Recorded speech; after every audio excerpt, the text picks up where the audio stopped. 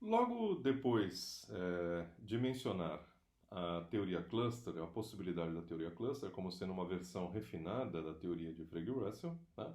Kripke entra rapidamente num ponto que vai ser desenvolvido mais adiante no texto, mais para frente, tá? Mais para frente vai ser um ponto crucial da visão dele, Kripke, mas ele está antecipando aqui um pouquinho. Ele está dizendo o seguinte, aqui na página 31 da edição em inglês: Let me say, and this will introduce us to another new topic before I really, blá blá blá. E aqui na versão em português está na página 79, tá? É assim, deixem-me dizer-vos, olha só, o português, como fica complicado o let me say, tá? Parece Bíblia, né, na tradução em português, mas eu vou ler. Deixem-me dizer-vos, e com isso entramos noutro tópico, antes de eu tomar realmente em consideração essa teoria da nomeação, tá? Isso é importante, que há duas maneiras de se entender, tá? A teoria do conceito feixe, a teoria cluster, tá? Ou até para a teoria que requer uma descrição única. Há duas maneiras da gente entender essas teorias. Tá? Uma dessas maneiras diz que o feixe, ou a descrição única, quer dizer, tanto a versão sofisticada do Frege e Russell, que é a teoria cluster, quanto a versão primitiva e tosca, que cada nome é equivalente a uma única descrição. Uma dessas maneiras diz que o feixe ou a descrição única nos dão efetivamente, isso aqui é crucial, nos dão efetivamente o significado do nome. Tá? Em inglês, one way of regarding it says that the cluster or the single description actually gives the meaning, nos dá o significado do nome. E que quando alguém diz Walter Scott, quer com isso dizer o homem tal e tal e tal, tá?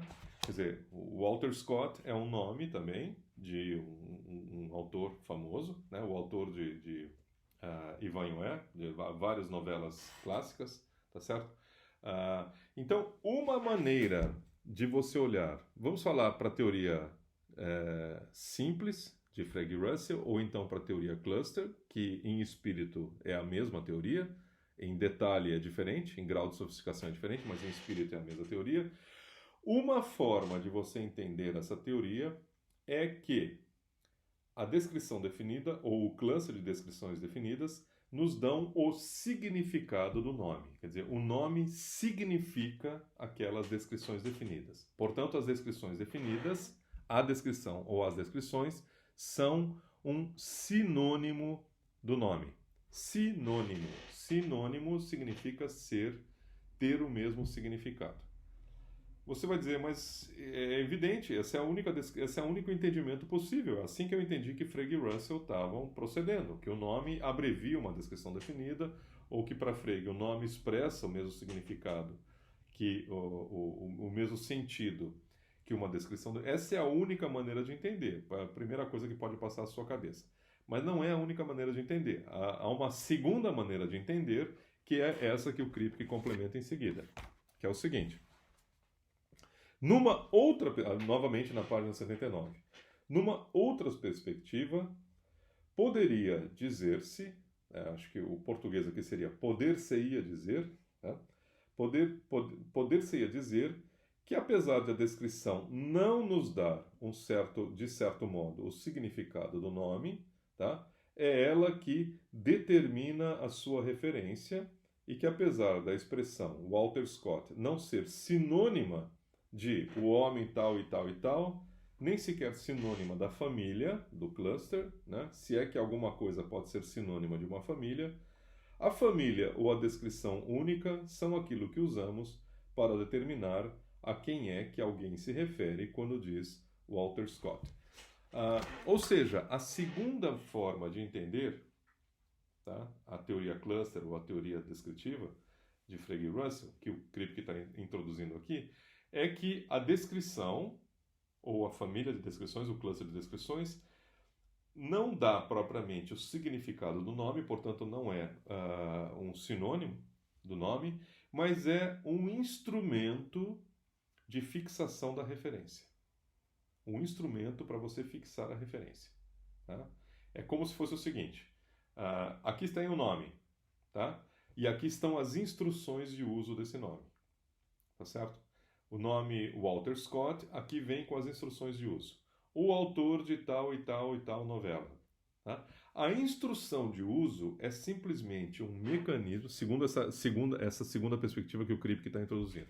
A instrução de uso é um mecanismo para você ligar esse nome a um indivíduo. Você vai procurar no mundo o indivíduo que escreveu tal e tal novela, que tem tal e tal propriedade, e vai dizer, aham, esse indivíduo é o referente desse nome. Uma vez feito isso, joga fora a instrução de uso. A instrução de uso não permanece no quadro semântico como sendo o significado do nome. Ela é apenas, tá, uma maneira de você ligar o nome ao seu referente. Assim como você compra um aparelho, né? Um aparelho, por exemplo, um vaporizador. Os tempos de clima seco, a gente precisa de um vaporizador em casa, né? Para quem tem problema respiratório, para não ter alergias e etc. E o vaporizador que você compra vem com o quê? Vem com uma instrução de uso. Tá?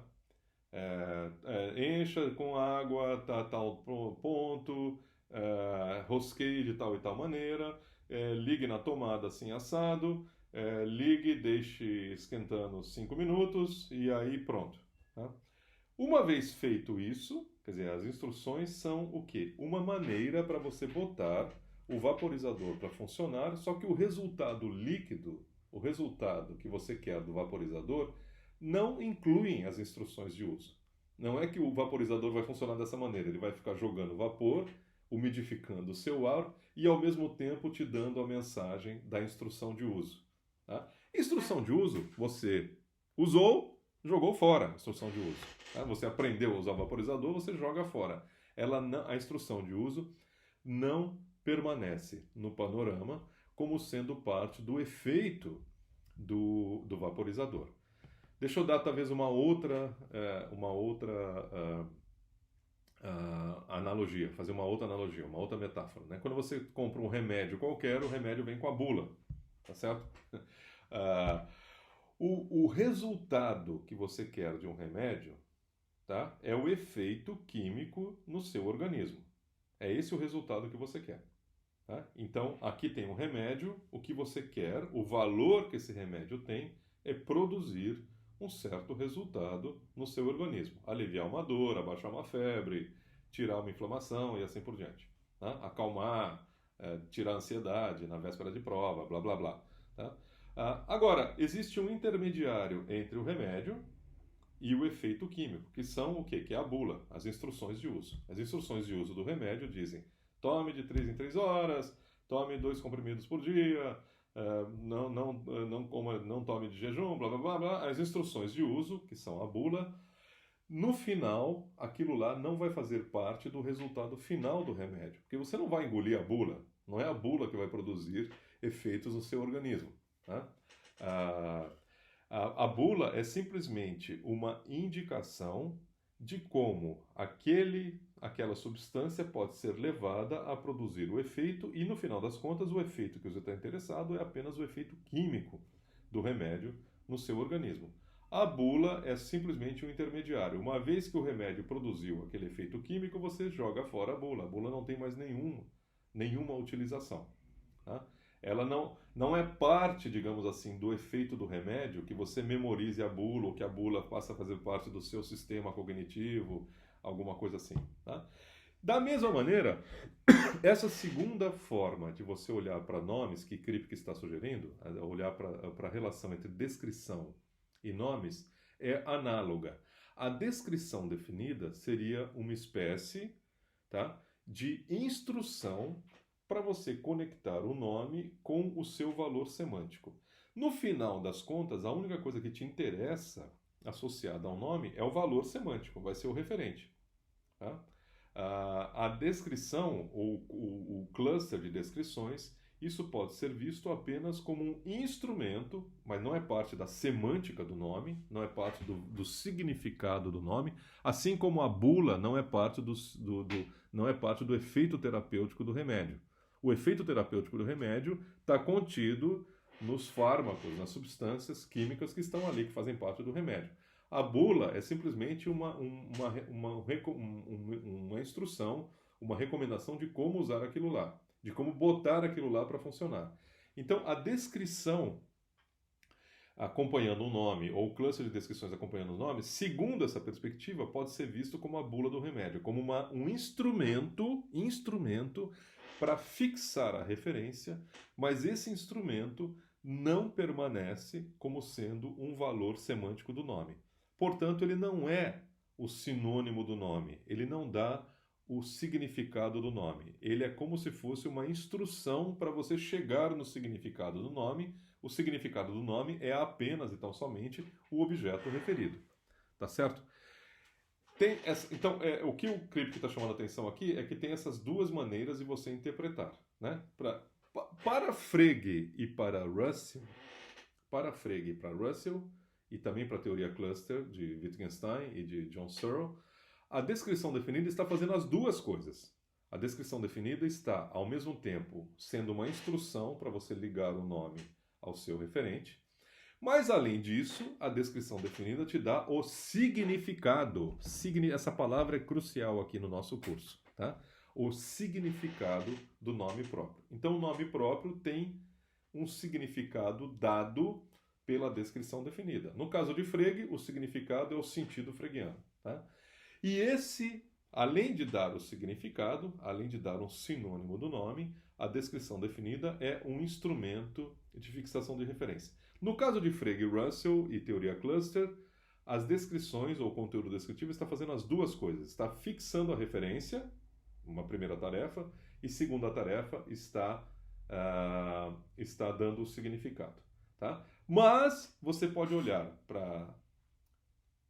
Essa é a segunda perspectiva, a perspectiva que Kripke está sugerindo. Você pode olhar para a descrição ou cluster de descrições como apenas fixando a referência, né? Como se fosse a bula do remédio. Apenas fixando a referência, mas não sendo parte do valor semântico do nome, não dando o significado do nome.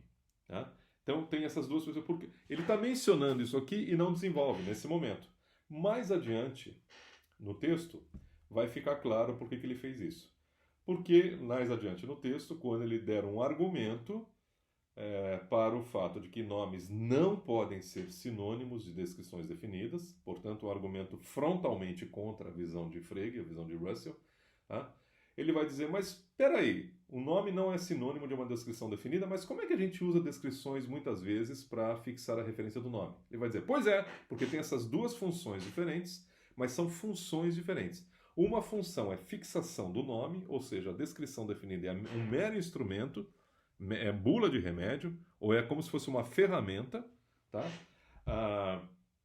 Para fixar a referência, tá? Só que ela não permanece no quadro semântico, que seria essa segunda tarefa, não permanece no quadro semântico, como dando também o significado do nome. Ela não permanece como sendo um sinônimo do nome. Tá?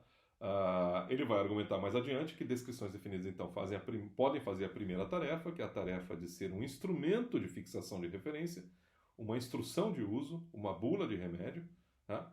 Mas elas não podem fazer a segunda função, que é dar o significado. Seria como se a bula fosse parte do efeito terapêutico do remédio. Você toma o remédio e mastiga a bula junto. E assim é que você tem o efeito terapêutico. Assim é que você vai se acalmar, quando você mastigar a bula junto com o Rivotril. Tá certo? O Kripke vai criticar a visão de Frege e Russell, dizer, para eles, a descrição definida faz as duas coisas. E as duas coisas é parte de um mesmo papel da descrição definida. Eles não separaram esses dois papéis. Mas eu, Kripke, estou separando. Tá? E isso vai me dar, para mim, Kripke, uma visão mais plausível dos nomes próprios, que vai ser desenvolvida mais adiante, daqui umas 10, 15 páginas.